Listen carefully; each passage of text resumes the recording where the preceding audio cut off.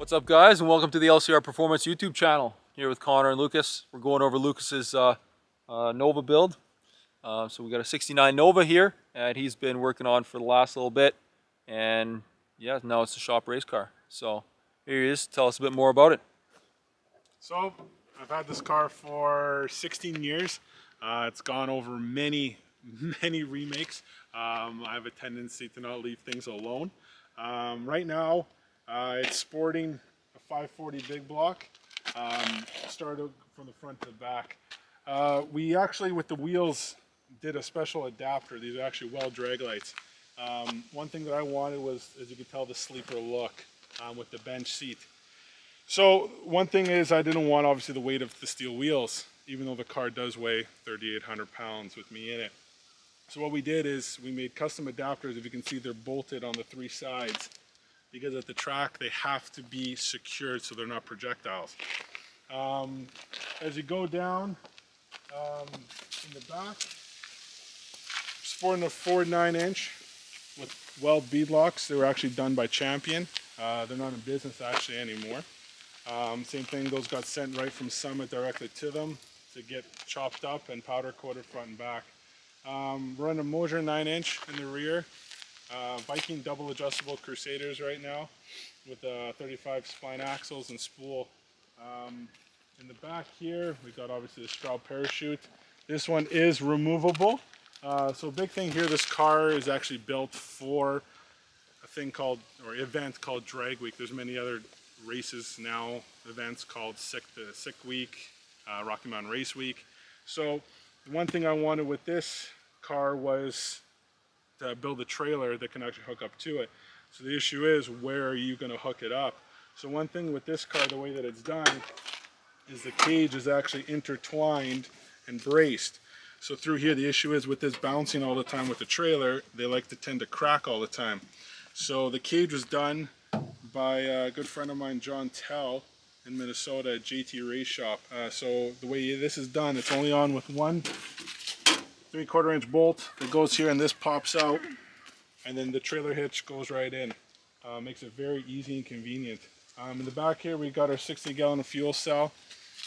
This is the puke tank. So what that is basically is your evap system that is connected, that goes all the way to the back. The reason why I like running in the back is if I ever do have a motor issue, it's gonna be behind the rear tires. Too many times I see you guys having it in the front and they fill up, getting at the rear tires, and the rest is history. Also, we are running right now, since we're not intercooler, we run on C16. We've been using the Pro Meth kit. It's called the volute injection. So when we go to the front, you'll see there's actual nozzles in the volutes to cool the intake charge. It's been running okay for what it is. I'll be honest, if you plan to run more than 15 pounds of boost, I don't suggest it. From there, I would suggest to go to alcohol. Also back here, we have our 16-volt system. That's what the whole car runs on. Also, we wired it in-house with everything from front to back. We have a primer pump and also then the street pump. We have that back here, your G meter.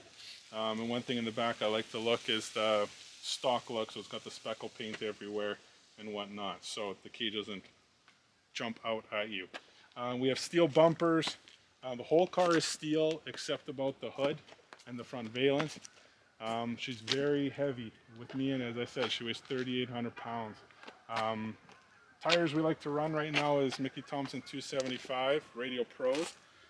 The class we like to run in is called ASG, so it's all steel, all glass. So one thing we have to do is run the DOT tire, finished interior and whatnot. Still has the bench seat in the front and the rear. A good friend of ours, Carrie from Sufine, did the carpet.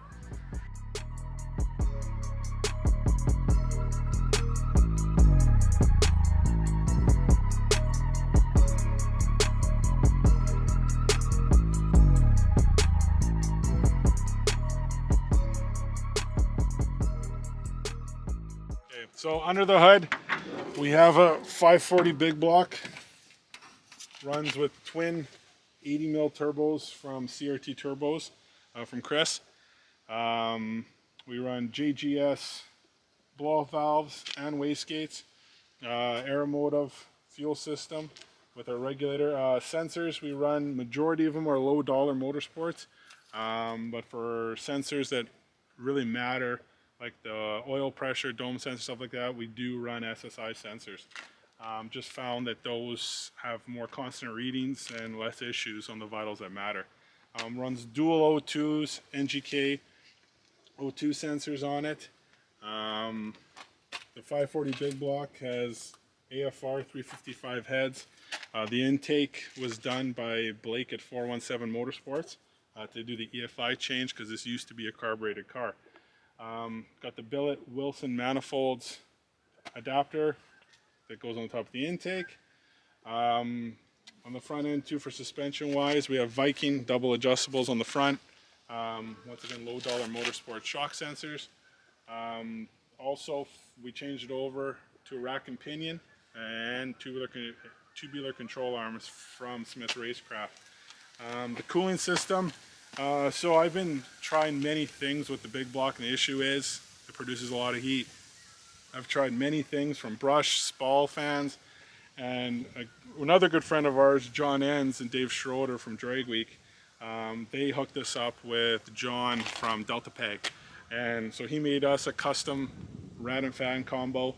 It's actually 33 inches by 21 inches with dual 16-inch brushless fans.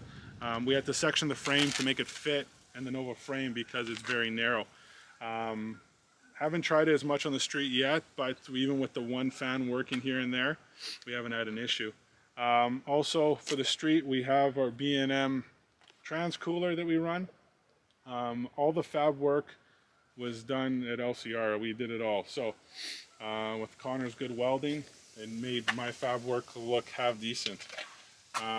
As you can see, also the volute injection that I was talking about that we had in there. The issue is we've been having is the alcohol actually eats the O-rings over time.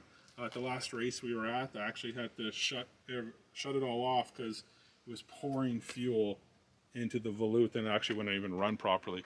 So there'll be some changes over the winter. Willwood brakes, front and rear that we run.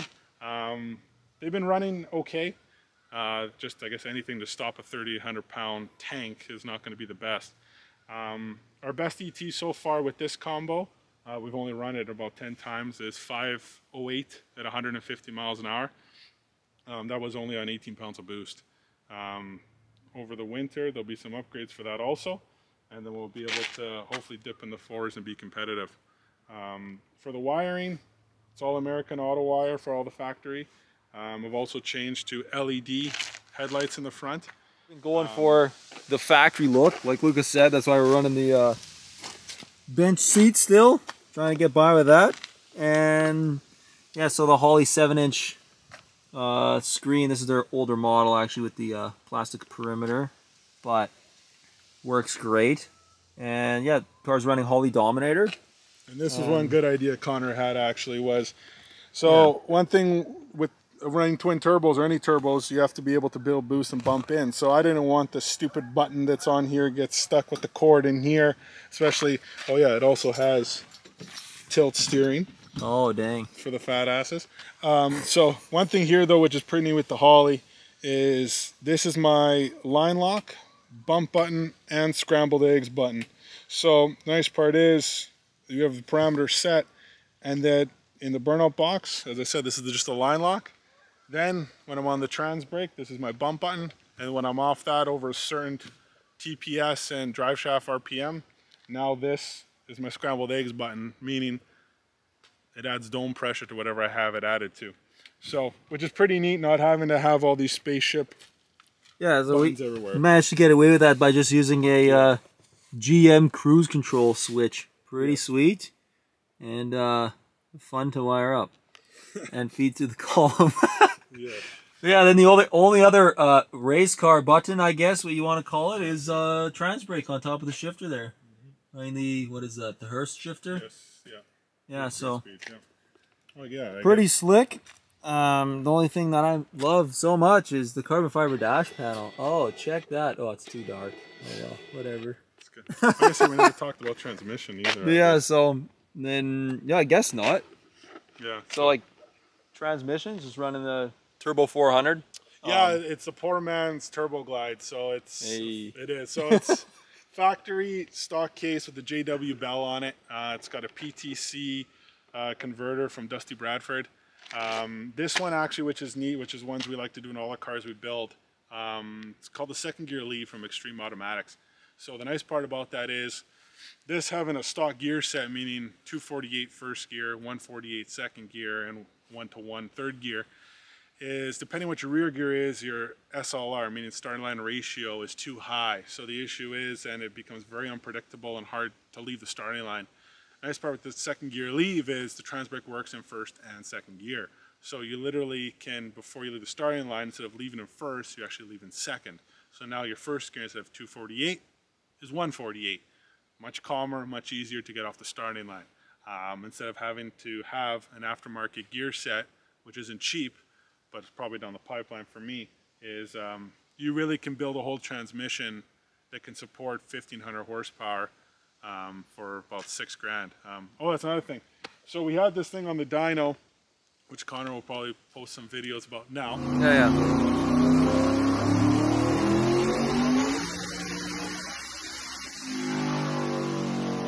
Sheldon's a great friend of ours. He's helped me. We wouldn't be where we were today without him. So with him there, we made, I think it was on 15 or 16 pounds of boost, we made 1,600 horsepower to the tire, which was more than I was expecting, to be honest. The potential of this car all turned up. I'm hoping, the goal was, from when I built the car, to run a 499 in the eighth and a 799 in the quarter and 200 miles an hour. All those three goals, I believe, are pretty reasonable to get, and I should supersede those no problem. And then obviously, like anyone, there'll be more goals. So then the goals will be after that to be probably 170 miles an hour in the eighth. But then it comes to a point of how fast does this brick want to go? It's just coming to a point that we're going to supersede the chassis itself, be able to put the surprised look on their face of what just walked all over me, right? That thing only has stock looking wheels, right? Stock looking interior. When all of a sudden something that makes 1,600 plus horsepower just gives you the Gapplebees. So it's it'll be interesting next year to take it out to either if we go Rocky Mountain Race Week or Drag Week or even Sick Week. Well, there's 100% no plans for this in the winter. Just maybe stay tuned to see those no plans. Stay tuned, yeah, no kidding. But anyways, yeah, I mean, that's pretty much it on the car. What we did to it. For this build. Well, recently, yeah. Recently, yeah. So, yeah, we always like joking around, but stay tuned for more on this channel. We're going to be trying to put out more content on the stuff we're doing in the shop, customer cars possibly, depending how the footage ends up being. But you're definitely going to see a lot more of this car on the channel, and a lot more of us too. So, yeah, hit the subscribe button, like the video, and stay tuned. Yeah, stay tuned. Thanks again for watching.